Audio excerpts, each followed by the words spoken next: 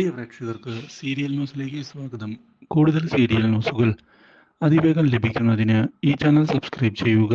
Bell icon മറക്കാതെ click ചെയ്യുക. Video ഇഷ്ടമായി എങ്കിൽ ലൈക്ക് ചെയ്യാൻ മറക്കരുത്. ദേവയാനി സത്യങ്ങൾ അറിയുന്നതിന് വേണ്ടിയുള്ള നീക്കങ്ങളുമായി മുന്നിലേക്ക് പോവുകയാണ്. എന്നോട് ആദർശേ, നീ സത്യം പറഞ്ഞേ മതിയാകൂ. ചന്തുമോളുടെ അച്ഛൻ നീയല്ലേ? അത് അമ്മേ, എനിക്കറിയില്ല. ആ കാര്യങ്ങളൊന്നും നമ്മൾ എന്തിനാണ് വെറുതെ സംസാരിക്കുന്നത്? നീ ഒഴിഞ്ഞു മാറരുത്. എനിക്ക് സത്യങ്ങൾ അറിഞ്ഞേ മതിയാകൂ. നീ എന്നോട് സത്യം പറയണം.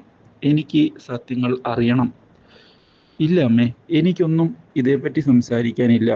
ഓ, അപ്പോൾ നിനക്ക് എന്നോടൊന്നും പറയാനില്ല. ശരി, ഞാൻ ഒരു തീരുമാനം എടുത്തിട്ടുണ്ട്.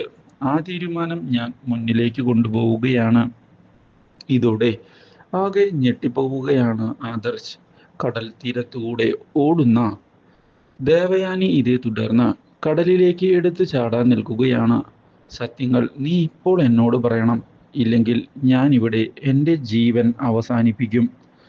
മറ്റു വഴികളൊന്നും തന്നെ ഇല്ല എന്നുള്ള യാഥാർത്ഥ്യം മനസ്സിലാക്കിയതിനെ തുടർന്ന്, അതെ അമ്മേ, ചന്തുമോൾ എൻ്റെയും നയനയുടെയും മകൾ തന്നെയാണ്. ഇത് കേട്ടതിനെ തുടർന്ന് ദേവയാനി മുന്നിലേക്ക് വരികയാണ്.